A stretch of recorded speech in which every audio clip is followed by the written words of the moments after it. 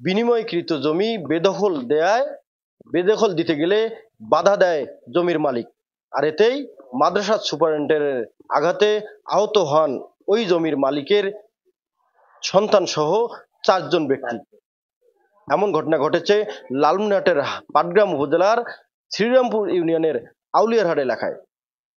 এই ঘটনার সঙ্গে জড়িত হয়েছেন শ্রীরামপুর ইউনিয়নের আউলিয়ারহাট নিজামিয়া দাখিল মাদ্রাসার সুপারিনটেন্ডেন্ট আসাদুজ্জামানের লাঠির আঘাত। এমন ঘটনায় নিন্দা জানিয়েছেন এলাকাবাসী। দর্শক, আমরা এসেছি লালমনিরহাটের পাটগ্রাম উপজেলার শ্রীরামপুর ইউনিয়নের আউলিয়ারহাট এলাকায়। সেই এলাকায় যে আউলিয়ারহাট নিজামিয়া দাখিল মাদ্রাসা রয়েছে, সেই মাদ্রাসার সুপারিনটেন্ডেন্ট আসাদুজ্জামান একই এলাকার কয়েকজন ব্যক্তির জমি বেদখল দিতে গেলে সেই ব্যক্তিরা বাধা দেয়। সেই সময় সেই আসাদুজ্জামান সুপারিনটেন্ডেন্টের ব্যক্তিগত কিছু লোকের লাঠির আঘাতে গুরুতর আহত হয়। পাটগ্রাম উপজেলা স্বাস্থ্য কমপ্লেক্সে চিকিৎসাধীন রয়েছে। আমরা একটু কথা বলবো সেই জমির মালিক যে রয়েছেন কফিল উদ্দিন, তার সঙ্গে একটু কথা বলবো। আসলে আপনাদের এই জমিগুলো কিসের জমি, এবং মাদ্রাসা সুপারিনটেন্ডেন্ট যে আসাদুজ্জামান তিনি বেদখল দিতে দেওয়ার চেষ্টা করছেন। আমরা যতটুকু জানছি সেই জমিতে আপনাদের আগে বাড়িঘর ছিল। এই বাড়িঘরগুলো কি অবস্থায় আছে এবং এখন জমির কি অবস্থা একটু যদি বলেন।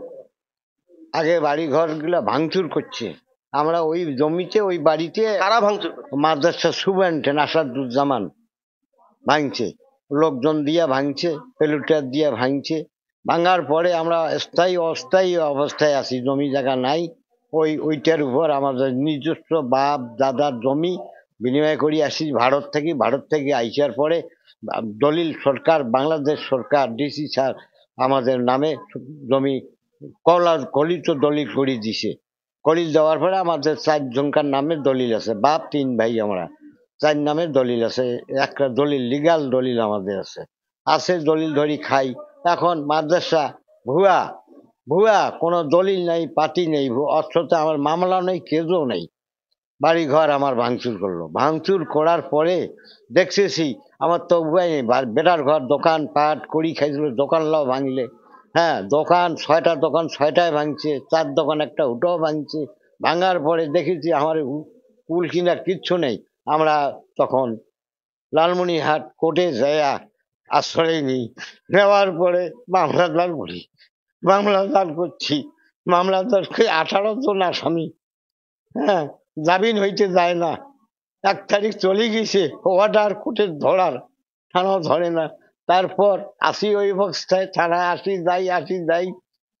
হ্যাঁ, এখন বলতেছে গেলে হবে এই মাসে চার্জশিট পাঠাবো, হেটা করবো ওটা, এই মাসে পাঠাবার কথা। আদালতে মামলা করার পর কি আদালতের রায় পেয়েছিলেন আপনারা? আমরা রায় পেয়ে গেছি একবারই রায় হয়েছে নিম্ন জজ কোর্ট আদালতে পাইছি, পাটগ্রাম কোর্ট, ওইখানে পাইছি। পাওয়ার পরে ওইখান থেকে মামলা জেলা সাহেব এই কিবা করছে, আপিল করছে।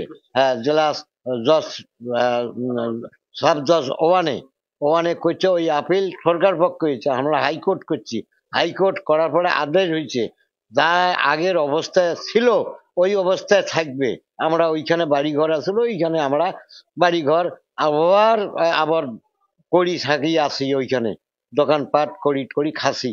এই খাবার অবস্থায় আজ আমরা সমাবেশ দেখাইছে, সুপারিনটেন্ডেন্ট মানে শিবির সাবার ছেলেগুলা ডাকাইছে, নেতা নুতাক ডাকাইছে, তারপর জামাতের আমিরক ডাকাইছে, ডাকাইয়া নাম কব আমি লোকলান না, নামও জানে, ডাকার পরে তারপর এই যে ওইগুলা কইতেছে বাড়িঘর ছাড়ি দাও, না গেলে অসুবিধা হবে, বাড়িঘর আগে ছাড়ি দাও। আমরা বসবো সামনের শুক্রবার বলে এই অপেক্ষায় হইতে হবে, না হলে খুবই অসুবিধা হবে। হ্যাঁ, খুবই মারামারি। এই যে মাইদাং আমরা কোথাও দিব না, বিচার করো, বইসো, কাগজপত্র দেখো, কার জমি কার কি।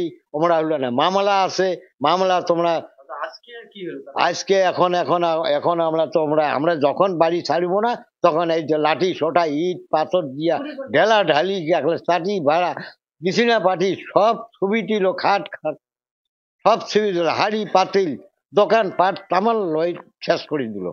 দেওয়ার পরে আবার পিটি নিবিল আছে, বেটার ঘরে এলাও আছে রে। হ্যাঁ, আমাকে রাস্তার ঠেলে আমার বেটি ছেলে তারপর আমার বউ, নাতি এখনো আছে মেডিকেলে, 5 জন 6 জন 5 জন মেডিকেলে আছে। আচ্ছা, ধন্যবাদ। আমরা একটু কথা বলবো যে আজকে মাদ্রাসার যে জমিটা নিয়ে দ্বন্দ্ব, সেই জমির উপরে যে বাড়িঘর ছিল, সেই বাড়িঘর মাদ্রাসা সুপারিনটেন্ডেন্টের নেতৃত্বে যে ভাঙচুর করা হয়, সে সময় বাধা দিতে গেলে বাবলু মিয়া, কফিল উদ্দিনের ছেলে যে বাবলু মিয়া, বাধা দিতে গেলে তার উপরে অতর্কিত হামলা করা হয় এবং তার সম্ভবত তার ছেলে, একটি শিশু বাচ্চা, তাকে সহ গুরুতর আহত করা হয়। পরবর্তীতে তারা মেডিকেলে, পাটগ্রাম মেডিকেলে চিকিৎসাধীন হয়েছে। আমরা একটু বাবলুর সঙ্গে কথা বলার চেষ্টা করবো। আসলে তিনি গুরুতর আহত। একটু বলবেন যে আসলে কারা আপনার উপর হামলা করলো আজকে? আর বলতে পারি, আমার সুপারিনটেন্ডেন্ট, মাদ্রাসার শিক্ষক, আবার জনগণ্য ব্যক্তি ডাক দিয়া আমাদের এই ভাঙচুর মামলা। সুপারিনটেন্ডেন্টের সাথে আমার জমি নিয়ে কোনো কাগজ নাই, কোনো শরিক না আমাদের। সুপারিনটেন্ডেন্ট গাছ ধরে এইটা কাম করলো। সুপারিনটেন্ডেন্ট আবার ফির আমাদের ওদের পক্ষে উচ্ছেদের মামলা করছে। উচ্ছেদের মামলার আমাদের রায় আছে। রায় হওয়ার পর তারপর ওরা আবার ভাঙচুর করতেছে। করার পর আজকে আমার বাড়ি থেকে বিদায় দিছে, মাইট ডাং করি, বাড়ি থেকে বের করে দিছে, মাইট ডাং করে মাথা চোটাইছে, ফেলে আমাকে মারছে। কতজন আপনার আহত? আমার আহত 5 জন। দর্শক, আমরা যদি একটু ক্লিয়ার করি, আপনাদেরকে বলি যে লালমনিরহাটের পাটগ্রাম উপজেলার শ্রীরামপুর ইউনিয়নের আউলিয়ারহাট নিজামিয়া দাখিল মাদ্রাসার সুপারিনটেন্ডেন্ট আসাদুজ্জামান, তিনি ওই মাদ্রাসার পাশেই একটি জমি রয়েছে, সেই জমিটি কফিল উদ্দিন এবং তার ভাইদের নামে ছিল জমিটি। সেই জমিটি দীর্ঘদিন ধরে কফিল উদ্দিনরা দখলে রেখেছে এবং তাদের বাড়িঘর, গোডাউন, দোকানপাট ছিল। সেই দোকানপাট গত 5 আগস্ট ফ্যাসিস্ট সরকার, শেখ হাসিনা সরকারের পতনের পরেই সেই বাড়িঘরগুলো ভেঙে মাদ্রাসার নামে দখল করে নেয় তারা।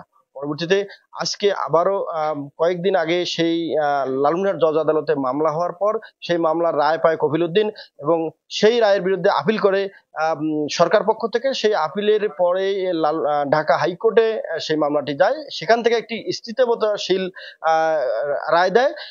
এরপরে আজকে সেই জায়গাটি পরবর্তীতে আবারও দখলে নেয় কফিল উদ্দিনরা।